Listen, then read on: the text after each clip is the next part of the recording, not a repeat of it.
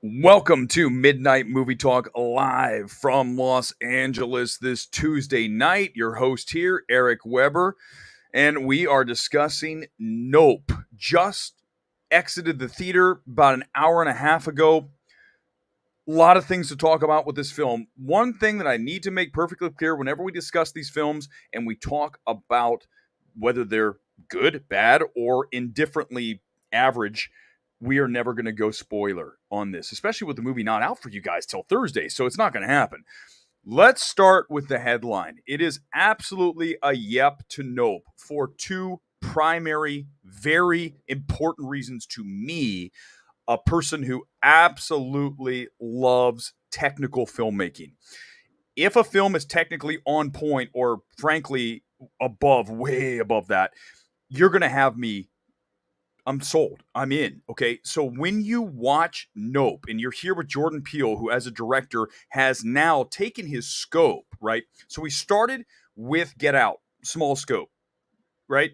Medium scope to kind of large here, right? When we talk about us. But then when we go back and we start talking about what we're doing here with Nope, we're talking about a scope. The scope of this film is massive.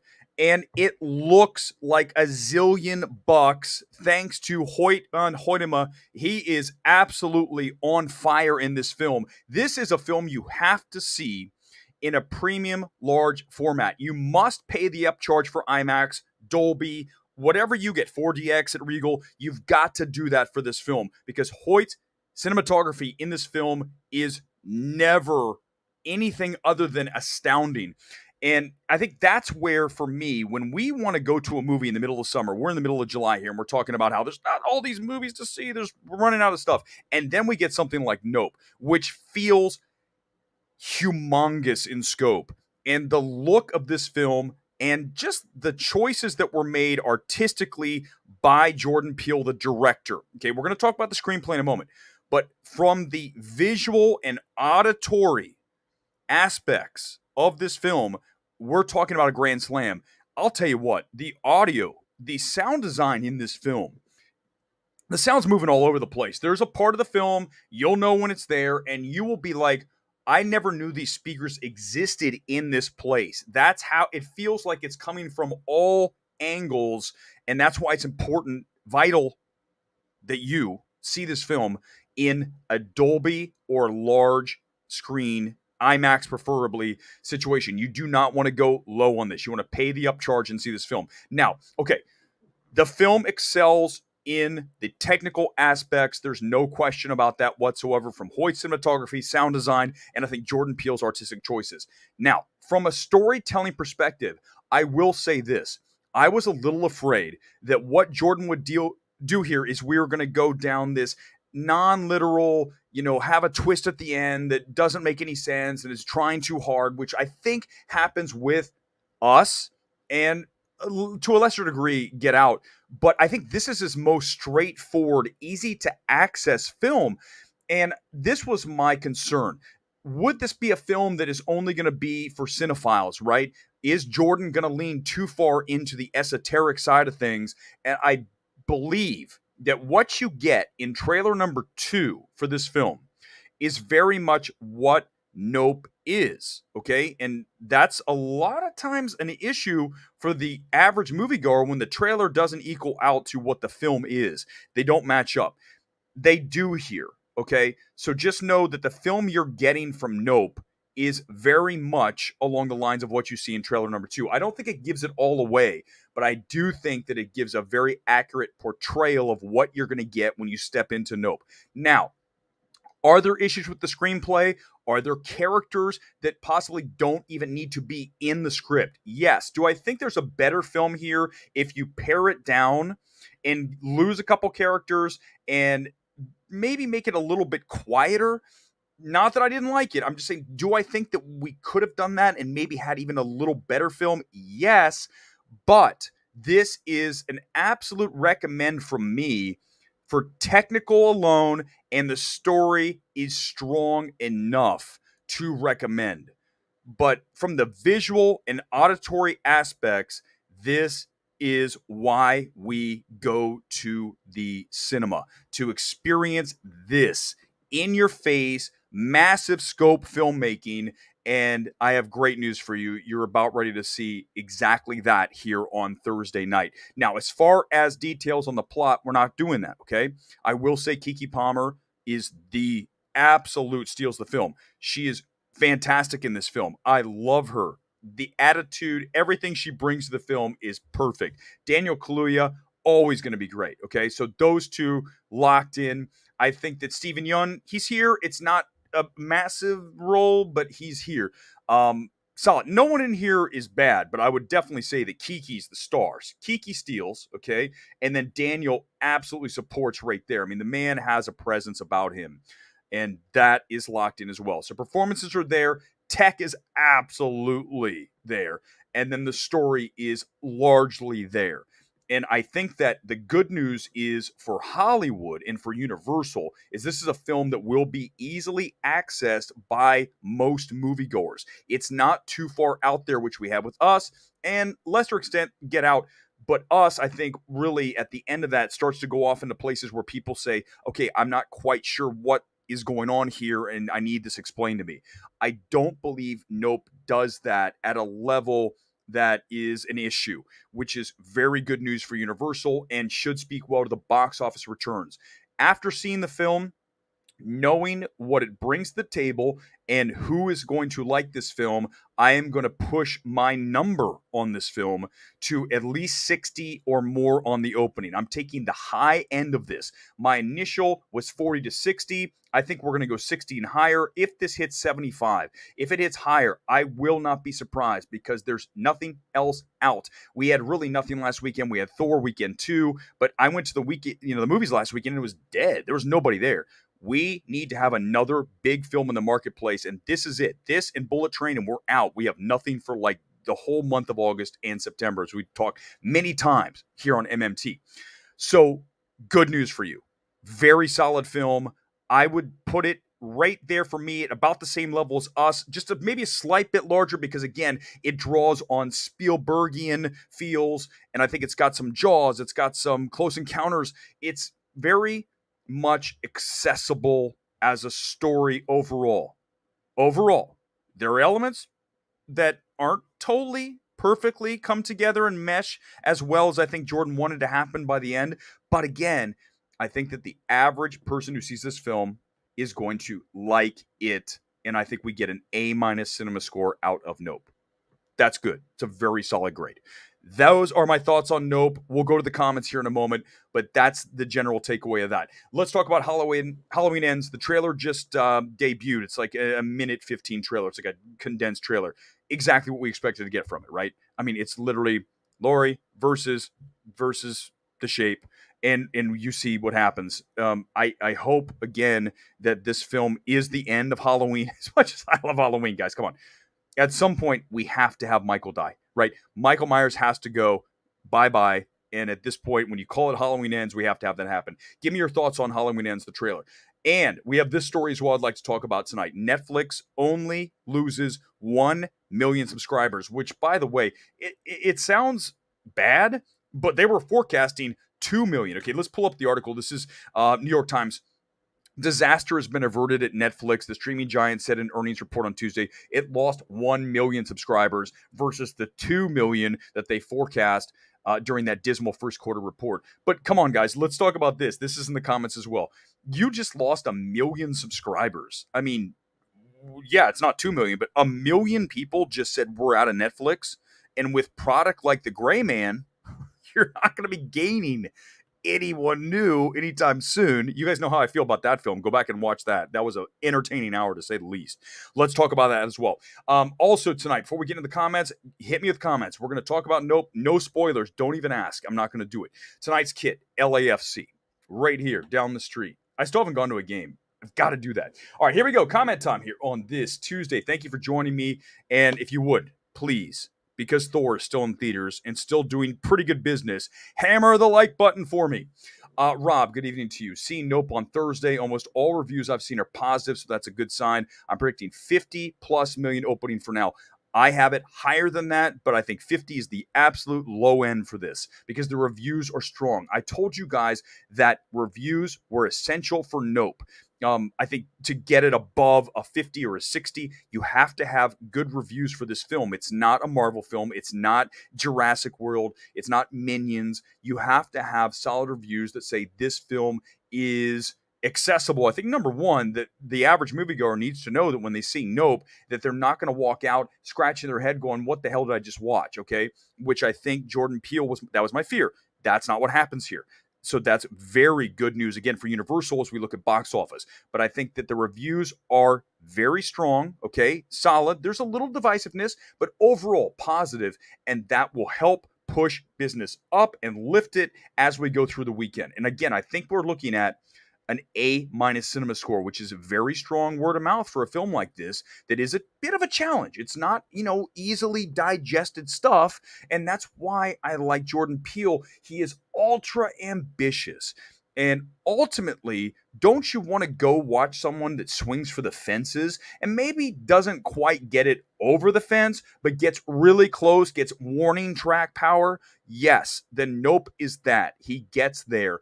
I think the one issue with the film that I'm not going to talk about what it is, but there is a thread that comes through that doesn't fully finish in the way that sometimes when you watch a great film, like let's just use Parasite, for example.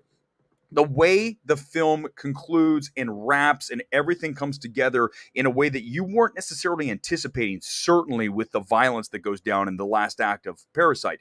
But the way that finishes, it really is just something that's elite. You just go, wow, that was something. That this film doesn't quite have that. Okay, it doesn't quite come all together and really uplift to the point where the film is shoved to another level because of the finish. Like think of something like Sixth Sense, right? Something that really does that. This film, Nope, doesn't quite do that. But again, the story is accessible. The visuals are literally, as much as I hate using this word because it's so over to jaw dropping, but legit. And again, the audio, you have to see the sound design in this film is just unbelievable. This has been my most anticipated movie for months now, and I hope it's amazing. Does it have the big twist? Obvious what is from the trailers. I will say this: I don't believe there's really a big twist here. I didn't, listen, it's not there. It's not a massive twist. I was expecting that, and I'm kind of glad there wasn't. We're getting into kind of an area where we're getting into kind of like some spoiler stuff, so I don't want to do that. But I wouldn't say expect a big twist, which I am down for because a lot of times we all know twists are awesome if they work, okay? But if they don't, you could sabotage and destroy literally the entire film. So because the fact this doesn't have that huge twist that really depends on it working for the film to work, it's a good choice, and I think the audience will appreciate that you didn't bait and switch, right? So I think that's important here with Nope. I talk Marvel 227 again. I'm going great, man. Thanks for watching. Really appreciate it, and good to have you back here on this Tuesday. David, good evening to you. Seeing it Thursday, I'm amped. Hope this is Peele's best work. I think as a filmmaker, this is his best film. And again, with Hoyt's cinematography, when you talk about cinematographers, the best, let's say top three cinematographers working right now, you have Greg Fraser, right? You have Hoyt, who did Ad Astra. He did Tenet, Interstellar, Dunkirk. He's doing Oppenheimer. So he's worked with Nolan, so we know he's good because Nolan's not going to hire an average cinematographer. But Hoyt is next level. I think Ari Wegner as well, who did Zola and obviously Power of the Dog. These are probably the top three. Lucas Zal is another amazing cinematographer. Go back and watch Cold War if you want to see his best work to date. Another one. But when we talk cinematography, it's such an essential part of a film. It sounds so basic, right? No shit, Eric. It's cinematography. It's got to look good. But it's the artistic value of the shots. And this, and especially the setting. This is set outside of LA. Agua Dulce is an exit on the way out of town on like the 118 as you're going up and over towards Magic Mountain in that region. It's middle of nowhere, okay? And the setting of this film, where they shot this thing, looks incredible. It makes you want to go out there and just hang out quietly in the middle of nowhere north of LA. It really has an allure to it on the big screen, in an IMAX especially. You must see this film in IMAX. It is an imperative that you do that, guys. It was shot in IMAX. Please just skip any other screening that does not say IMAX on it, or Dolby Cinema. I told you, if your Dolby near you, like me here in Burbank, is that good, I don't think it's going to be that big a deal, but I still would go with IMAX because it's shot in IMAX. So I would definitely say this is a film you need to see in IMAX. It's absolutely imperative you do so. Predicted CinemaScore grade opening weekend. Okay, I just mentioned that, Aaliyah. I'm behind on the comments. Sorry. Here we go. Real quick. CinemaScore A minus. Opening weekend 60 plus. A minus cinema score, 60 plus, and I'll push high on that. I'm going to go up from 60. I'm not going down. So if it goes to 70, 75, 80, that's what I put my bet on versus 55, 50 down, because we don't have anything in the marketplace. Thor opened with 140. What was it, 145-ish? It's not going to be an MCU film, but you can't tell me that Jordan Peele, who is a brand that had two huge hits, right? Two big box office hits in Us and Get Out. You're telling me that he can't open at 75, say half a Thor? I think that's absolutely realistic, especially after seeing it. It's one thing to talk about something when you don't know what the actual product is. It's another when you've seen it and you know for sure, I am certain that this will be broadly, generally liked by most people who watch it. Okay. The people who don't like the film have their issues, but I'm just telling you, if we were to go through the average person who sits through Nope, they're going to give it a pretty good grade. I say A minus, not A, but A minus is plenty good enough to work with for a film like this that is a bit challenging for people, but not too challenging. Gone Girl, good evening to you. Hoyt is the best cinematographer working today. Of course, Roger Deakins. I left Deakins out of there. I was talking, I guess, if we talk about current, Deakins is getting, how old's Deakins now? Is he almost 80? Deakins will always be the god, but young, up and coming, even though Fraser's not like 20. But Fraser, Wagner, Hoyt, and I would definitely go Lucas Zal. These are four absolute cinematographers you have to know. I'm sure you probably do. If you don't, these are four names you need to. But Hoyt, go watch Ad Astra. Ad Astra is a film that I hold near and dear to my heart for the visual beauty. It is his cinematography. I think the score is also extremely strong. I know a lot of you thought it was kind of a dull film. I get that. But if you step back and accept it as a piece of art, Ad Astra is, in my estimation, a masterpiece in visual and auditory. Again, both of those are so high in the film. I think from a screenplay perspective, Ad Astra is not at that level. But if we're talking about technical filmmaking, Ad Astra and what Gray does and what Hoyt shoots that with, and who, I forget who did the score, that is a really strong tech package you have on that film. How scary is Nope compared to Get Out and Us? Does it live up to the other films with that aspect? I think it's pretty intense. I don't think young kids would necessarily want to sit through this film, but I also don't think that you can't take them. I think it's a really cool film to take them to, because I don't think any of it's too much for them. And I think the story is accessible enough. There's some stuff that's a little bit frightening. I mean, looking through the eyes of, like, a 10-year-old kid or whatever, that's going to be different than certainly me or you. That said, there's nothing violent in the film that's like, the kids can't watch that. I would say this should be technically, it's not really a 4-quad film, I admit this, but I would say it could be, in that I don't have a problem taking young kids to see this. After seeing it, I wouldn't have too big of an issue taking younger kids to see this film. There's nothing that is too much, too strong that I see, and I'm pretty good with that.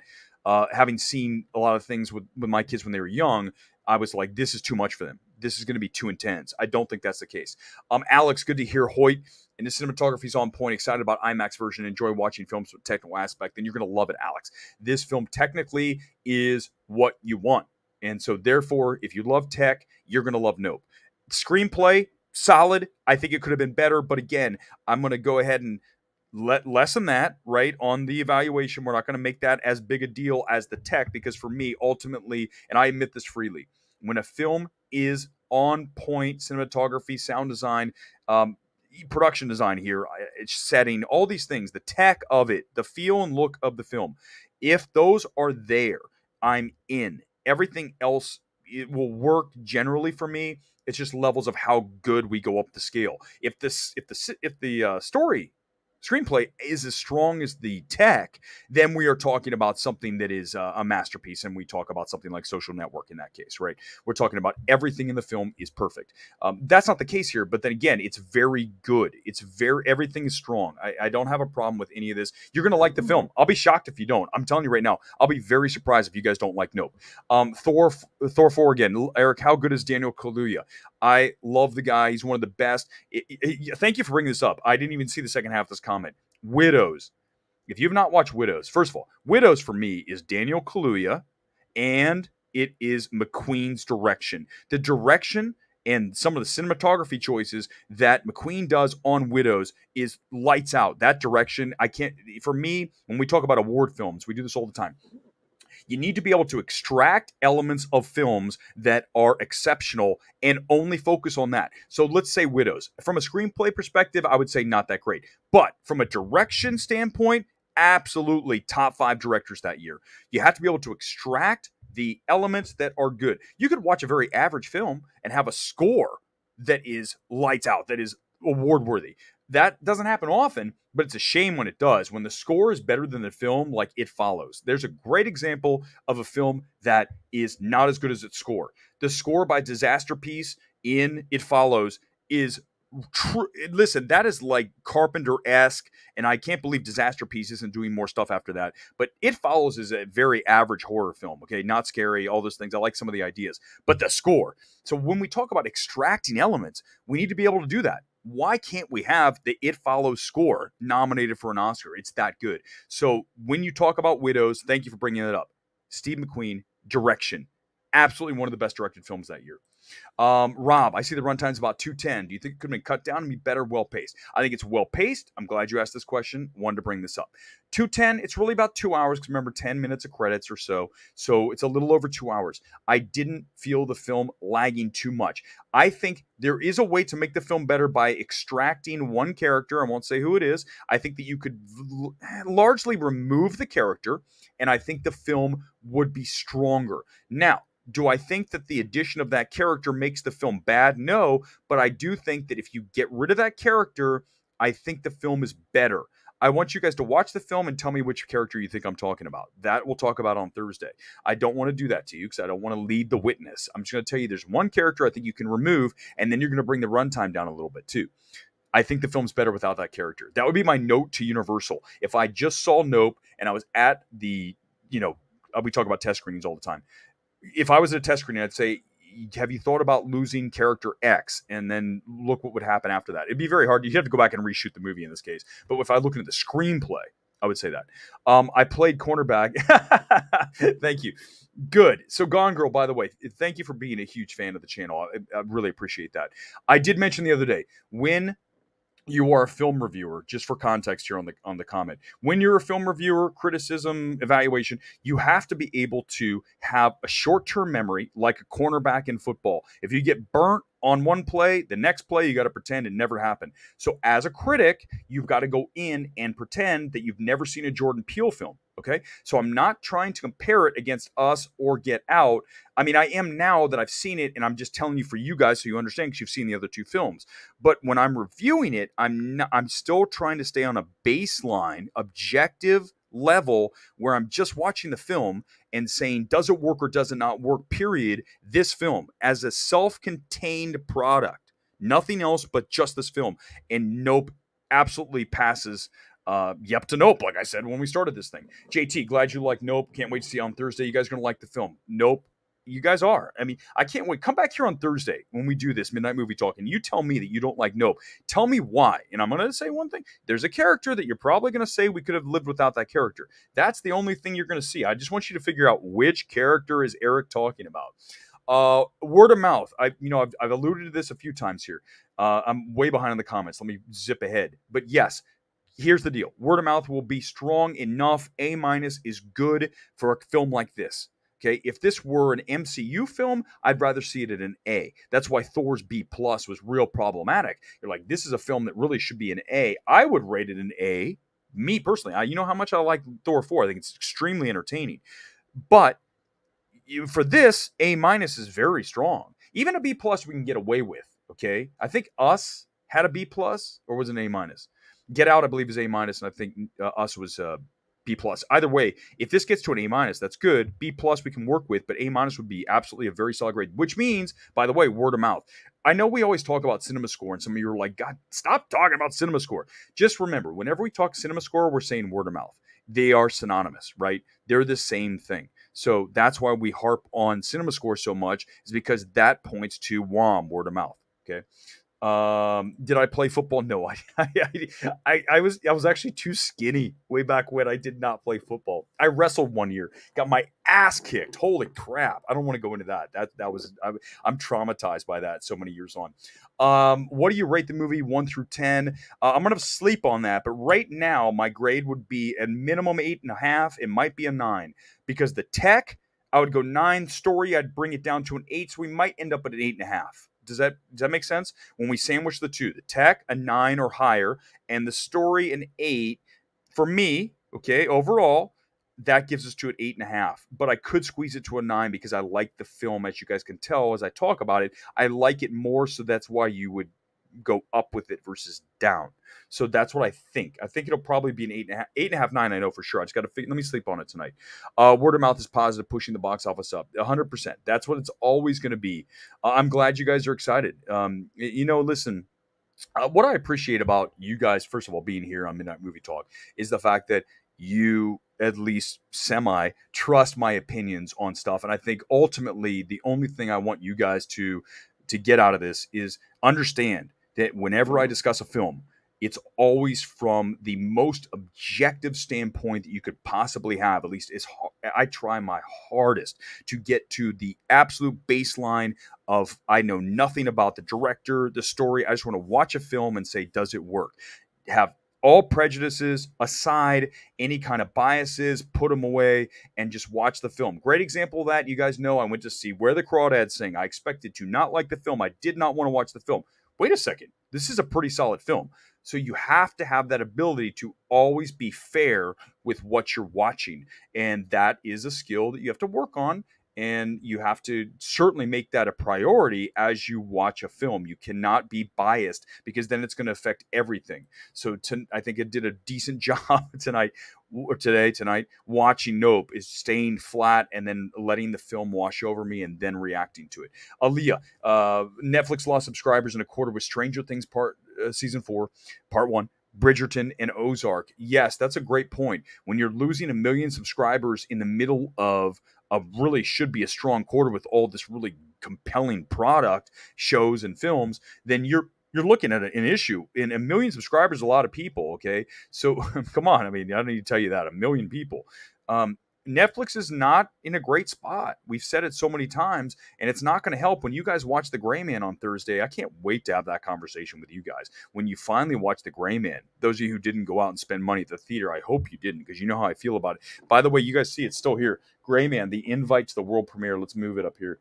I really have it above Wonder Woman 84 for very obvious reasons, because they're both terrible.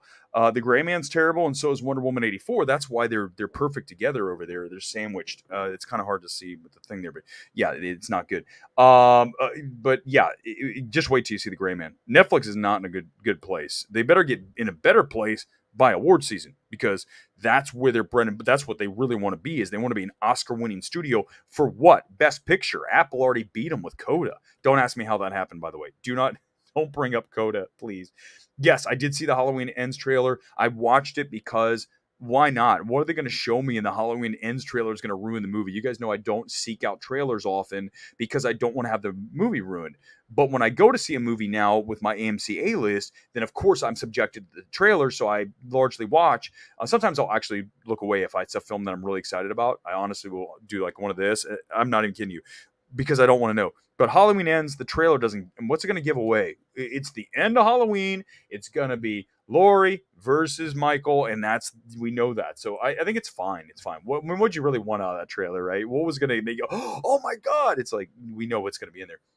Daniel and Kiki are unbelievable. Kiki Palmer, Daniel Kaluuya. Are you kidding me? So great. I mean, the standouts, Kiki. Kiki has more personality to show here. Daniel is very good at doing very little. The one film that he does where he is super dark and frightening as hell is Widows. I mean, Daniel Kaluuya in Widows is like, man, I wouldn't mess with that guy. That he deserves so much more awards love for that supporting. It's so good. That whole film did, and I mentioned again Widows because of the direction of Steve McQueen. I mean, it's just lights out. I love how that film looks and moves. The original Halloween's my favorite horror movie ever. 2018 one is good. I hated Halloween Kills. Interesting because we talk about Halloween. I actually I had more fun with Halloween Kills than I did with Halloween 2018. And you guys know what? 2018, the main problem with Halloween 2018 is the fact that you have that psychiatrist that the swerve where he all of a sudden killed. I went, what in the hell just happened? It's one of those moments when I watch a film very much like Iron Man 3 when the Mandarin has his penis shredded in front of us. It's like that. When you watch Halloween 2018 and you see the psychiatrist all of a sudden, oh, I'm evil and I'm going to kill they were in a car and didn't he kill whoever was in it? I don't remember the film that much. I just remember I distinctly will never forget the moment that happened and audibly going, are you kidding me? That's what you just did. When filmmakers do things like that or the script does, it's hard to ever come back from that. So that's why I do not like Halloween 2018. I like so much of the beginning, but once that swerve, when that plot point happens and the psychiatrist or whatever the dude was, a mental dude, he turns that whole film, I forget it. Mandarin, when that happened, I'm done with Iron Man 3. When that happens, you can't do that. So that's why I don't like the film. But I understand how you do, but you understand also, I hope, how I don't. Okay. Todd, good evening to you. Welcome to the channel. Realistic Oscar prospects, sound, original screenplay, Palmer. I would expect you to ask this question, Todd. Thank you for joining Midnight Movie Talk, by the way. I know we follow each other on Twitter, and you're in Columbus, Ohio, my hometown, so it's awesome. Okay, so realistically, Hoyt cinematography. There's no question he should be in the conversation. It's Hoyt, okay? And it's also very well shot, and it's going to do pretty solid box office. We'll see. Maybe it really outperforms, which is going to help like a Maverick, right? So that can help Nope. I think the fact that also this is in July, we're almost in the awards corridor / window where you get all these films in September, October, right? All those, the end of the year. We're not there. But the closer you get to that, the easier it is to keep interest in your film going. But I think Hoyt sound design absolutely has to be part of the conversation. The problem I have, Todd, is very simple, is that we have too many people in the Academy who don't view awards like I do, and hopefully you do as well, is you judge a film, you extract, like I said earlier in the stream here tonight, you extract elements from a film that work. It doesn't matter if the film's great, if the element is exceptional, sound design here, cinematography here. I would not put it up for screenplay, but I would say cinematography, sound design, right? That's there. Production design, even on this film, no question. They had to go build the theme park, right? Is it Jupiter, whatever the hell it is, Jupiter something. The theme park. You had to build that. That is production design, as you know. If you guys don't know, production design, world building. So usually, though, those go to period pieces. So I'd say the most likely cinematography, sound design. Todd, thank you for joining the channel. And great question. Me, I'll always talk about Oscar prospects about any film. And typically the answer is none. Like Gray Man, Oscar prospects, zero. Zero Oscar prospects for that. I would say the Razzie prospects for the Gray Man, oh my God, you're talking about a clean sweep of everything. Do they have a worst director? That would be 100% locked. The Razzie for worst director, it would be a code they'd have to share, the Russos, for the Gray Man. I mean, in editing, worst editing, Gray Man. Most flat performance, Ana de Armas, the Gray Man. Most miscast person, Chris Evans, the Gray Man. So as a Razzie contender, but yeah, we can do that all day. Ali, again, I love horses, and the trailers give me a sense horses are in danger. I don't like that. Yes, but no, you're safe. You're safe. Sleepy Skunk, good evening to you. A lesson in managing expectations from Netflix, convincing you that your house is flooded and then letting you know your toilet is leaking. That's so good, right? They literally set it up. Say, what's a huge number we can? We're going to lose 2 million subscribers, and they secretly know it's going to be closer to 1, right? Okay, so we talk about this all the time. Studios do the same thing when they forecast films. They go, oh, our projection for the film is 40 million, and they're like, we know it's 80. Or we know it's 60, that we know it's 100. They know it's way more. Why do they do that? Why did Netflix do that? Think about it. Very easy. Because then when the actual news comes out that your subscriber base is only down 1 million versus 2, right? 2 million, then it looks better. Oh, like New York Times. Look at it again. Look at the New York Times. New York Times right here. Pull it up. Let me zoom it in. It's way too low. Let's get that. There we go. That's nice and big. Okay, look. Okay, look, what's the headline right there? What's the headline? Disaster has been averted at Netflix. That is the headline you're looking at. This is why it's so important to know when you're being told a story or you're truly being reported to. Disaster has been averted at Netflix. So you're telling me a minus 1 million subscribers is not disaster. This is what you call spinning things. And we don't spin. Oh, God, please do not compare me to Bill O'Reilly. No spin zone. Don't ever. No, but we don't want to see things spun. So Netflix is now spinning this. We were going to lose 2. We only lost 1 million. But in reality, they probably knew it was closer to 1 million. Same thing with studios. Oh, us is only going to make 25 million this weekend, and they know it's going to be 50, 60. And then look, I made 50. Oh my God, it's double what we thought. They could say anything. What are you going to do? You're going to manage your expectations by setting a lower number, right? 100%. So you guys, it's all a game. At the end of the day, it's all a big game. So Sleepy Skunk, thank you for joining, and great comment. What you said about your film courage, about the theater experience, is 99.9% better than watching at home. I think it varies and everyone's different. First of all, thank you for watching that.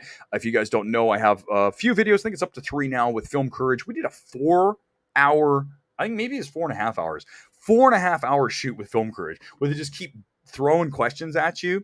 Luckily, as you guys can tell by watching here at Midnight Movie Talk, I can bullshit decently for a long period of time. But legitimately, you're trying to organize your thoughts as quickly as possible and to get the essential stuff out there. And I think that video is pretty much all that needs to be said about Netflix and Theatrical. Go watch it. It just showed up. And thank you for watching, and appreciate those guys again for having me on the Film Courage channel. Eric, thoughts on Chris Evans? Yeah. Okay. We talked about Chris Evans before. We'll do it here tonight because I just brought it up about, most miscast person. I think that he absolutely lacks range. It's a great way to put it, Thor. He's not a bad actor. Okay, let's make that 100% clear. But I think that Chris Evans, when you're asking him to go with personality, like with Keke Palmer, what she does in Nope, that is a lot of personality of who she is as an essence of a person, right? So for her, it's easy.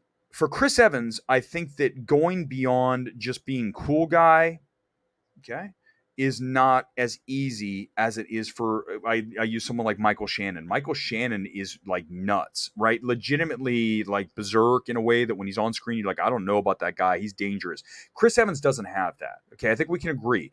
Does Chris Evans scare you? I mean, legit. Okay. Let me ask you a question. You're at a party.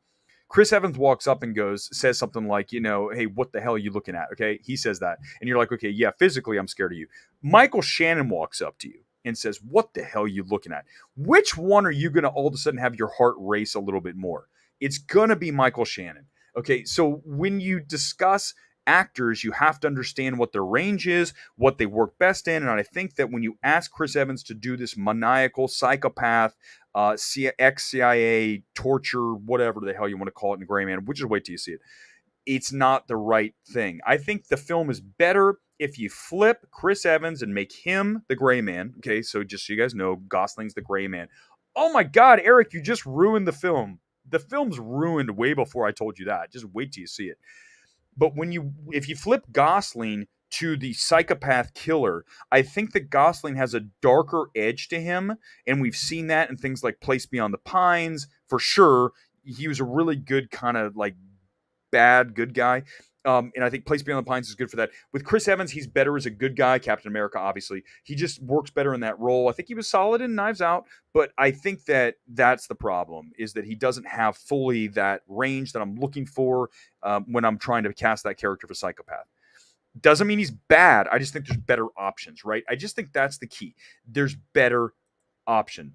Lubevsky is absolutely a great one too. There's a lot, but I think the ones we mentioned for sure: Ari, Wagner, Hoyt, Lucas All, and Greg Fraser.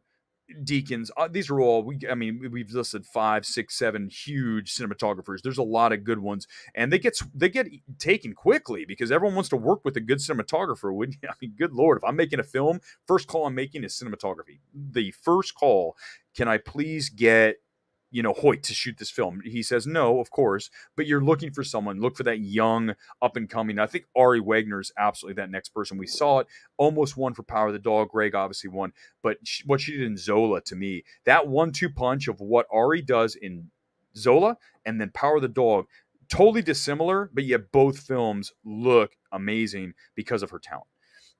No better way to end my birthday than watching, coincidentally, Midnight Movie Talk. Nick, happy birthday to you. Here from Los Angeles to where you are, Nick. I'm not sure where you are. Tell me where you are. But happy birthday to you, man. Really appreciate you watching. Paulie, my movie buddy. Paul and I see movies like all the time. Paul and I saw, what the hell we see last night? I already forgot. Yo, I didn't even talk about it. Mrs. Harris Goes to Paris. Let me just take a moment. I know you guys don't really care about this film, so just give me 1 second to talk about Mrs. Harris Goes to Paris. I mean, literally like 60 seconds.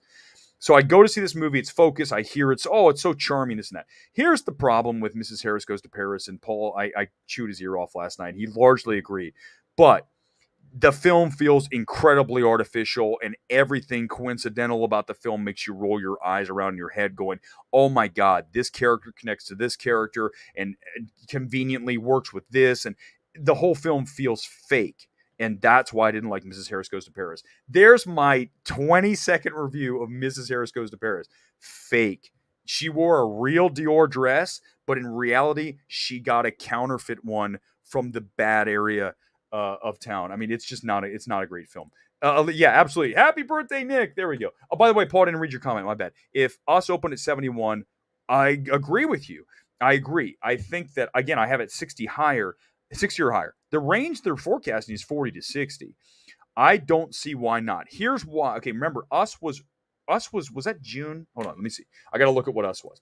Us release date. Okay, so Russ was, I think it was June, or was it May? Hold on. Oh, I honestly don't remember this. Okay. No, my bad. I should have known this. It was a March movie. So Us was a March movie, and so was Get Out. Now, I'll tell you why. So, Paul, here's why the expectations would be a little lower. When Us came out, there was nothing else going on at that time. Remember March. March is like wasteland. So is February a lot of times. So if you have nothing in front of it, that helps push it up. The problem that Nope has is there's still been so much activity in the marketplace, even though last weekend was good because we only had crawdads at 17, but you didn't have anything big. It'll help, but I just think when you have all of that competition that's been in the marketplace for a long time, we're just discussing that average moviegoer. Will they be compelled to get up off their sofa and go see Nope this weekend? I'm going to say yes, and I'm going to say it's going to go high. So I think I'm with you. I agree that it should be that high, but that's why the number's lower, is because it's not all by itself. I think if this is all by itself, all by its lonesome movie, like right before Doctor Strange 2 this year, remember when there was nothing in the movies? Like literally, we were going to see Moonfall and Scream and Jackass. They were doing pretty well, Lost City, because there was nothing else. If Nope is then you're talking about easy, like maybe 85, 90. But because the marketplace is oversaturated, or has been, it's going to be a little lower. But again, because there's been nothing over the last couple of weeks, because Thor weekend 2 and now we're weekend 3, I think we go high again. I like it. Good comment. Thank you, Paul. And I'm not just saying that because you sit next to me at a lot of films. We go see each other. We don't hold hands, but we literally here and here watching. Hey, let's go see a movie tomorrow. Why not? Let's go see Volcano of Love, whatever it's called, the documentary, Fire of Love, whatever the hell that thing's called. Kevin, good evening to you. The Woman King going to get Oscar nominations. Great comment. Very good talking point here for a moment. Here's the problem with The Woman King. Obviously, no issue whatsoever with the pedigree of Viola Davis. I mean, Viola Davis, are you kidding me? Oscar winner. She is always going to be in the conversation. Here's the problem with The Woman King. I don't know anything. The trailer looks good. Everything looks cool. The issue is what? Can you just say it with me? You guys know. September release date. That September release date tells me that Sony does not have the ultimate confidence in that film. Why? Let's talk about politics real quickly and awards. If you have an awards film, you do not want to have it debut too early, because by the time we get to the end of the year and the Oscars are going to be early next year, people have moved on. They're not even thinking about a film from September. That's the challenge that Nope's going to have, staying in the conversation for cinematography, sound design. That's the challenge Elvis will have. Austin Butler going forward for sure. He is a lock. There's no way he's not, but let's just say he doesn't get it. The reason Austin Butler did not get an Oscar nomination is not because he wasn't worthy. It's because the film came out in June, right? That's why. Because it's been 6 months and there's other films that people just have recency bias. That's how it works. So when we look at The Woman King, we're looking at a film that comes out in September. And that, to me, tells me that Sony isn't quite as confident in the quality of the film as if they had that thing coming out in November. You want, ideally, your awards film to come out in November or December, early December, really screen in November, so that you have critics and voters looking at it at the end as you get ready to vote. That's why The Woman King, for me, is a hold. I would just put a hold on that, not Viola Davis. I think she can be there, but it's going to be harder because that release date tells me they're not as confident in the film as they should be. Or maybe they want to be, or whatever. They've seen it. They obviously know what they have. Do you echo Menzel's critiques? It feels too Spielbergian. I don't even want to know what he said, Nick, and let me tell you why. Uh, okay, I'm gonna let you guys know here tonight. I didn't want to. We'll just. I'll give you a little heads up. Scott and I are gonna do a show. Okay, and the two of us are gonna have. I'm not gonna say anything else other than we're gonna do something, and I need not to know what Scott has to say about a film. In fact, I've actually muted him on Twitter. So I need you. So Scott, as much as I love Scott Menzel and we're boys, I have to not know what he's going to say about a film. So I need to get this comment off my screen, because if I know what he's going to say, that's not going to make organic what we're going to do. Just wait. You'll see it soon. I'm just going to say that. Okay. How the heck did SAG snub Widows? Excellent cast. I think, Paul, because the film isn't, the screenplay's not great. Okay. The screenplay's very run of the mill heist kind of stuff. I mean, it tries to do a lot, but I don't think it's a good screen. It's not a great screenplay. Okay. For sure. I think the performances are good. I would agree. But again, remember, if the screenplay's not as good, then there's going to be a problem even with if the performances are great.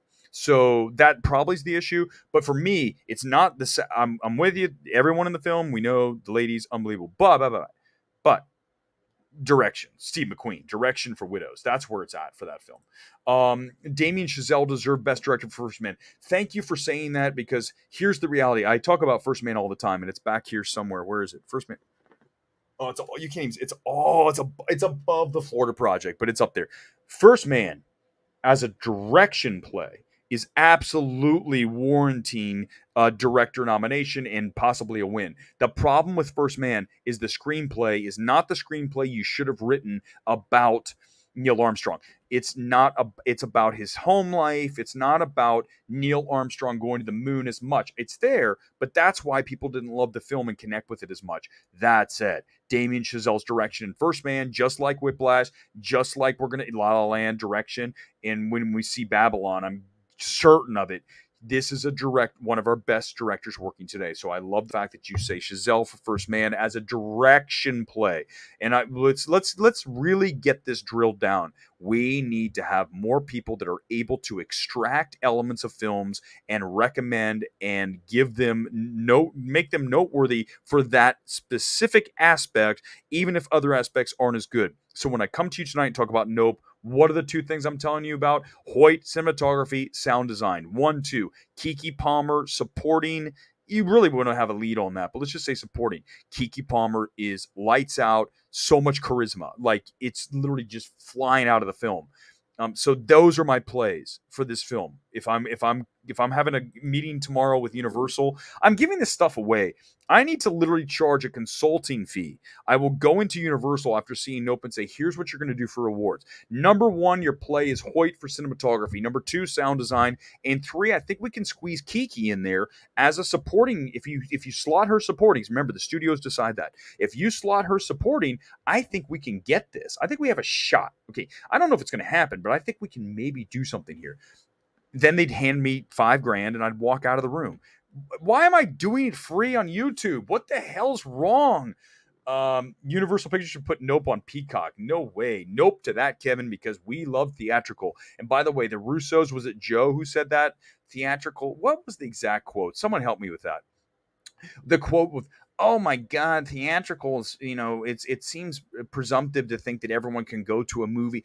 Oh, Joe Russo, who literally is where he is, right? Because of Endgame and Infinity War, because of Theatrical, Endgame, the biggest grossing film of all time. I'm telling you, and I said it when I saw The Gray Man, and it's certainly after Cherry and The Gray Man. Right now, if I am a studio, I am not hiring the Russo brothers to direct at my studio. At this point, I know right now that if I ever see Joe Russo out and about, and you guys know I go to awards events, it's not going to be pretty. Hopefully, God, he doesn't see this, but I don't really care, honestly. I don't dislike Joe. I don't know Joe, but I'm just going to tell you that you can't come out and say whatever. Give me the quote about Theatrical. It was definitely something like, not everybody can go to the theater. I'm like, well, no shit, but that's not what we're doing here. We're not doing that, are we? We're talking about film, and he's disparaging film because he's working with Netflix, okay? And you guys know how I feel about Theatrical. It'll always be sacred to me. I grew up going to movie theaters. I will go to movie theaters until my last day on earth. So that's an important religious almost thing to me, right? Sacred. And we go to these cathedrals, which are movie theaters, and I hold them holy. And for Joe Russo, I believe it was Joe, not Anthony, correct me if I'm wrong, saying that theaters, whatever the hell he said, what the heck? I just don't like that. And again, I certainly don't like it after watching Cherry and The Gray Man, two films that are as over directed as any two films back to back from a director slash duo that you will ever see. So for him, I just think they need to understand that they for sure, and we talked about this during that hour long when I railed on The Gray Man because it's so bad, is they need someone over them who tells them you need to change this, this, and this, or you need to change, restructure. And guess who that was? It was Kevin Feige. All those times from Captain America all the way through to Endgame, when he worked with the Russos, you were talking about Feige certainly having a say over the final cut. It's ultimately his vision. They need that because at Netflix and at Apple, they didn't have that. And both films are not great. That's being kind. Cherry, by the way, Cherry, was that an awards film? No. Did they think it was going to be an awards film? Yes. Why is it not? Because it's not good. Ultimately, what's interesting? Let's talk about this for a moment. When we talk about awards films and people say, well, it doesn't matter. Here's why it sort of matters. Okay, let me frame it like this. Is that if a film is in the awards conversation, the general consensus is it's a pretty good film. Okay, let's just start with that. Pretty good. Now, if a film is not in the awards conversation, what does that tell you? It's not a pretty good film. That generally doesn't happen. It's rare that you have a pretty good or very good film that is not in the awards conversation at some level. Was Cherry in the awards conversation? No. Apple wanted it. It didn't happen. Why? Because Cherry is not good. And then we now have The Gray Man, a film that has no shot. I mean, zero shot at awards. Zero. There's not one thing about The Gray Man that I would extract and say this is award worthy. Think that is really difficult to do, by the way. I don't care what the film is. Hit me with a film right now.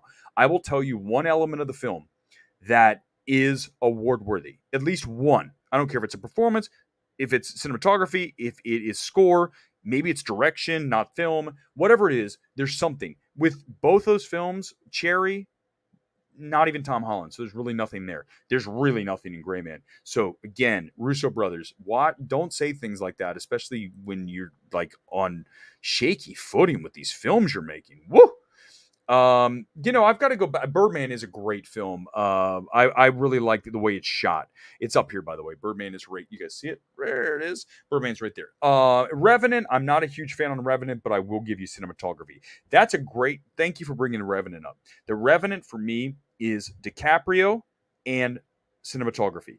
That's it. Not screenplay, not picture, not direction, none of that. Cinematography, DiCaprio. The fact DiCaprio won for The Revenant is a real crime because it's not in any way, shape, or form his best performance. For me, go DiCaprio and you look at a storied career and so many outstanding performances, but it's really all about Wolf of Wall Street. What he has to do in that film, from the comedy, the drama, the range, and just putting his entire being into that role, Wolf of Wall Street, and he wins for The Revenant.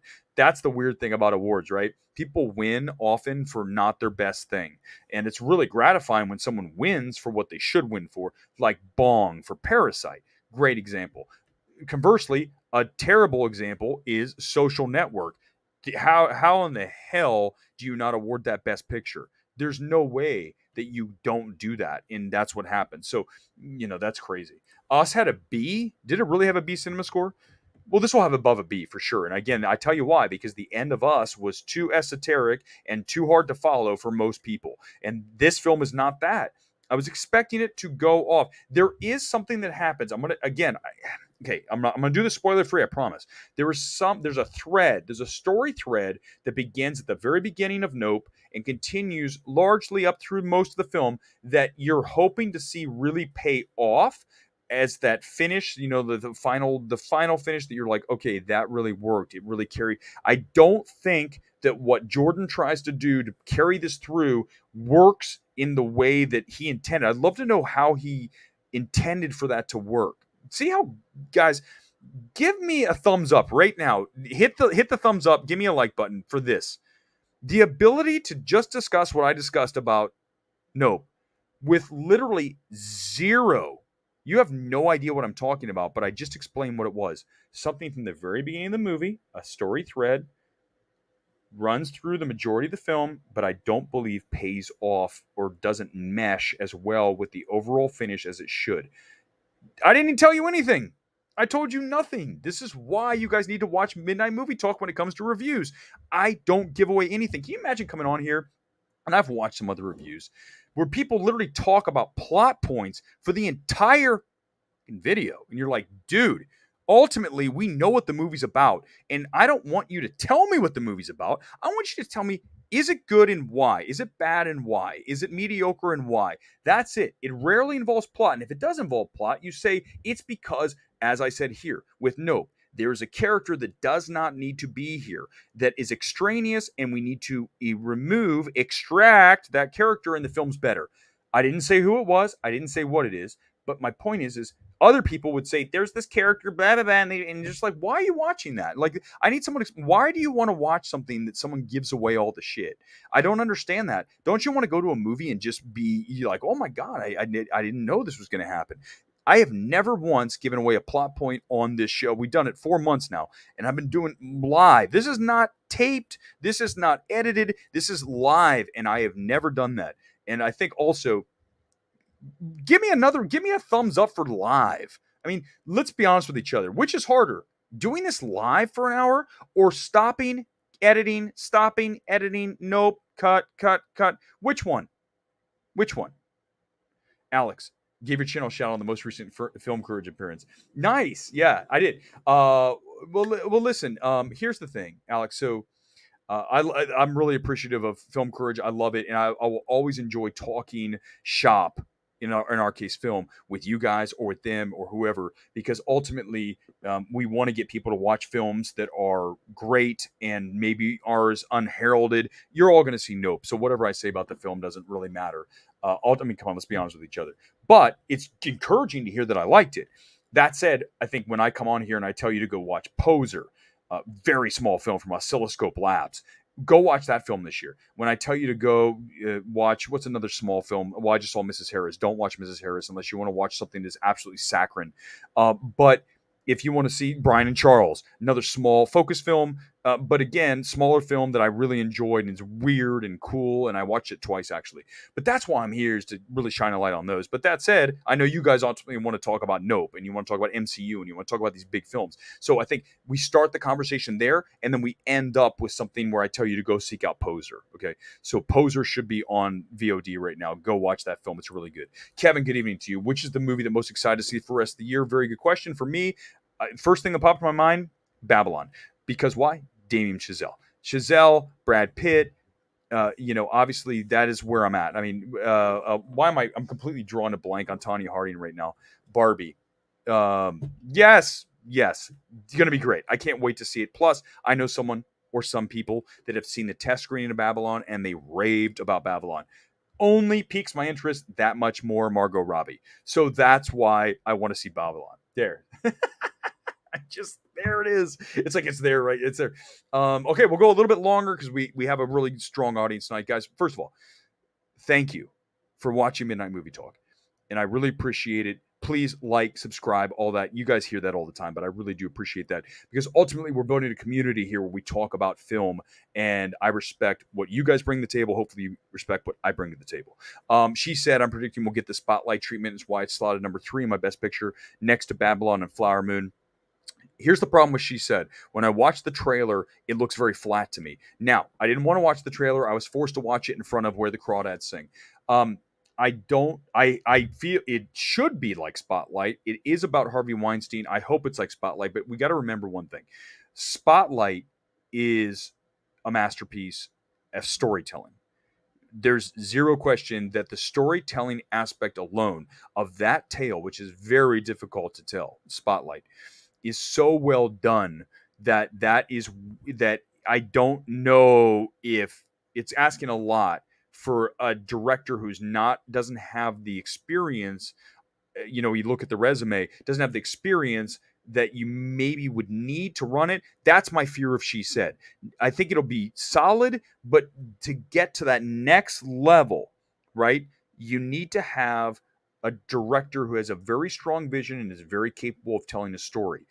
Again, when I go back and I look at Spotlight, and I watched Spotlight again, by the way. Spotlight I just watched like a few weeks ago because I love it so much. When you watch Spotlight, the minimal direction that you're looking at, the way that film is assembled and just really kind of left to its own and lets the story and the actors do their thing by McCarthy is remarkable. And the fact that it won Best Picture is so rewarding for me because it is a true storytelling masterpiece. Okay, and technically I think is strong, but I think the storytelling, if you want to know how to tell a very complicated story and do it very well and make it very clear about what's happening in a story that's not easy to do, that is Spotlight, and that is McCarthy as an overall director. I hope that She Said is able to do that, but McCarthy, that's a special thing. To compare it to Spotlight, it's a little dangerous. I understand what you're doing there, but I'm just saying that's a dangerous thing because you're comparing it. It's like saying, like, I hope that it's as good as Social Network. I mean, very few films are. Okay, you guys know how I feel about that film. I always knew I didn't like. Hey, thank you. I said this the other night. If you guys didn't know, if you guys watch Coda, let's talk about it quickly. If you missed it, very fast. Coda. If you guys know, not a huge fan of the film. One thing that I want to be able to do is to literally go and watch a film and tell a studio, there's one thing you need to change. If you do this, the film's better. When you watch Coda, there is not a question in my mind. And if you go watch it, you know I'm right when I say this. And Gone Girl, thank you for telling me that's that way. When you watch Coda, the final shot of the film has to be of her face. It has to be of her giving the love sign. I believe that's the love sign right out the car. Not the car driving off. These are the things that matter. And that's the stuff that I want you guys to look for, because that's taken me a long time to figure out. When I tell people that story, by the way, I'm not going to tell you who I told that to, but when I told them that, they go, holy shit, you're right. I'm like, of course I am. But that comes from many, many years of watching films and knowing what works and emotions and all these little things of the technical aspects of it, watching it and knowing what works. And when I watch Coda, I go, my God, how did you not end up on her face? If you do, the film's better. Do I still think Coda is not a great film because of the direction alone? Yes. I think it's very standard movie of the week direction. I think the film overall, even though there is emotion, certainly with the family, I still am incredulous that film won Best Picture, because ultimately Best Picture is about overall filmmaking. Not just the film, but the filmmaking. And Coda really lacks in that aspect. But if you finish on her face, the film's better. These are the things I'd love you guys come in. Like, these are little tinkers that would make a film better. Who is better, Lupita and Us or Kiki and Nope? Lupita, because it's a more challenging role. Billy Costigan, thank you for joining me here tonight. Lupita, more challenging role. She's playing two roles. It's a meteor role. Kiki is a ton of personality in this film. She does, don't get me wrong, she does do emotion. But I would say Lupita, but Kiki as a supporting actress play, because you could see real quickly. Let's go over how this works. When the studios decide Oscars and awards, they get to decide, they make the call where they're going to slot somebody. So when we say slot, we're saying, is that person lead or supporting? So when I look at Lupita, very clearly you could have had her supporting, but it's really a lead, okay? In this case, Kiki, really a lead. But if you're Universal, you could slot her supporting. So in other words, when you run your FYC campaign, which is for your consideration, you're going to say Kiki Palmer supporting, for your consideration, supporting. What that does is it makes it easier to land. I'm not saying it's going to happen, but it makes it easier because think about it. When you're looking at supporting, you're not as judgmental. You're not looking for all the whole range, the whole gamut, that one scene that blows you away. You look at what Renee Zellweger did for Judy. A lot of you don't think the film's good, but she's playing Garland. It's a hard job, very difficult, and she does an admirable job. I think it's solid. When you go up against that, you're never going to win that. But if you go supporting, then you have a much easier chance, a better shot. Let's not say easier. Let's just say a better. I think it opens up the possibilities, the scope easier to get in there at supporting. Therefore, I would say put Kiki as supporting, even though I'd say she's lead. That's my advice for Universal. You might get it. She's that good. But I would definitely have Lupita. Of the three acts, let's see. Three actors was the best in the film, Marvel? Or the three acts? Of the three acts, I would say the first act for me. And I think the third act is solid, but now we're going to get into spoilers, so I don't want to do it. If that's what you're asking, then yeah. Hey, Alex, yeah, exactly. This is also a good sign. A lot of people here checking out what I have to say about the film. That means that people are excited about Nope. That means that we could see a better box office. Let's hope that happens. Brett Cohen, I believe this is new for you. Happy birthday, Nick. Fantastic year. Hey, awesome. This is cool. I love the fact that you guys are like, this is fantastic. I'm so far behind in the comments. Let me get going. Okay, we're going to go. I'm going to give you the 5-minute warning right now. 5 minute. We do an hour. We're going extra 10 minutes tonight because I love that you guys are here. Let's see. Let's go. Okay, Nick, by the way, here you are. Nick, the birthday boy's in Chicago. Love Chicago. Windy City. By the way, Nick, advice for you. Go check out the pizza at the Exchequer Pub. It's on Wacker. I used to do... If you guys don't know this, I'm telling you, I don't know if there's video. I'll upload at some point. I used to be a sports anchor reporter. Because I knew it. He's not a real movie guy. I was on TV as a sports guy, and I used to drive to Chicago from Milwaukee all the time, and we would go to the Exchequer Pub. Do you know why I went to the Exchequer Pub? This is how it all comes together. Guess whose favorite pizza, one of their favorite pizza places in all of Chicago was the Exchequer Pub? Roger Ebert. Roger Ebert loved the Exchequer Pub. Go check out their pizza. They have obviously Chicago pizza. It's unbelievable. People would see Moonfall. God help us all. Isn't that true, Brett? Isn't that true? Thank you, Chris Gore. I know Chris really liked the film, so I'm excited about that too. He was right there sitting, a few seats down from me tonight at us. Nope. He really liked it, and thank you, Chris. Yes, please smash the like button. Speaking of Neil Armstrong, whatever happened to Stretch Armstrong? I don't think anybody's asking for that. Let's pray that no one's asking for that. Although these days they'll do anything, right? We need content. Let's make a Stretch Armstrong series. Jennifer, do you think Baz Luhrmann could win Best Director? No, can't win, Jennifer. Thanks for watching, by the way. Thanks for joining tonight. No, it can't win. Could he be nominated? Yes. Going to be a harder thing. The number one thing for Elvis is the number one awards play is Austin Butler. Zero question. But I would also say Baz Luhrmann for the sheer spectacle, and I would even call what we saw here from Jordan Peele spectacle, no question as well. But Elvis and the direction, I absolutely love as a direction. More than a best picture, and certainly not Tom Hanks, right? We can agree Tom Hanks doesn't destroy the film, but there's a better actor than Tom Hanks for that role. Baz, love his style, love his artistic value, what he brings to a film. Very unique, singular vision in what he does. So yes, but I don't think it's going to happen because the film is going to have a very challenging time. All right, we have 2-minute warning. 2-minute warning, everybody. 2 minutes. This is like football. Blow the whistle. Netflix not winning a Best Picture at the Oscars anytime soon if directors feel they need to disrespect theaters on their behalf. I agree with that 100%. That's about the Russo comment. That didn't help. I think the other problem is that when you do that, it just doesn't look good. It comes off almost as an arrogance, right? And that's not a great thing in Hollywood because people they might not say to your face behind the door, like, I can't believe Joe Russo said that. Like, that's crazy what he said about Theatrical.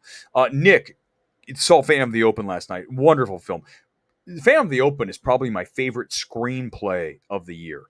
I think as a film, it's very good. I think direction is okay, not bad, but okay. And I think the screenplay, again, written by, uh, I forget his name, but he wrote Paddington 2 as well. And he's in the film. He's in Fan of the Open. So good, that screenplay. If you guys haven't watched Fan of the Open, please seek that film out. It's one of my favorites of the year from a screenplay perspective. No doubt about it. Brett, okay, 1 minute warning. Netflix only needs to buy a cinema in New York and LA. It's allowed to be Oscars running, but these days the Oscars are not what they used to be. Okay, quickly, to get yourself qualified, you have to open before the 31st.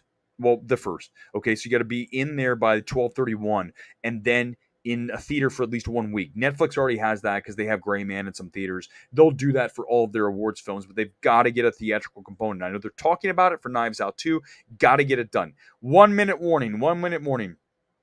We'll save this for another night. Top 3 scariest movies you've seen post 2000. Hereditary is certainly way up there. I mean, just in also disturbing as hell.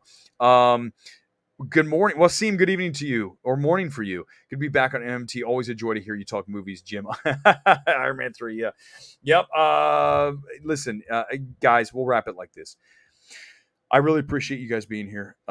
We've been on for 4 months here. I feel we're building an awesome little community, and I really appreciate each and every one of your contributions. And most importantly, just honestly, this is going to sound like sentimental, but just time spent. Ultimately, it's not me talking to myself, although kind of is. It's talking to you guys, and I really appreciate that. And thank you so much for being here on Midnight Movie Talk. We're back on Thursday. We'll talk about your reactions to Nope. If you watch the film, your assignment is very simple. Please watch the film so you come back here and you can tell me which character am I talking about when you watch Nope. You could say you could remove that character, and the film is likely better. That's your assignment. What character is it that I'm talking about? Until Thursday, that's a good night from MMT. See you Thursday night. Good night.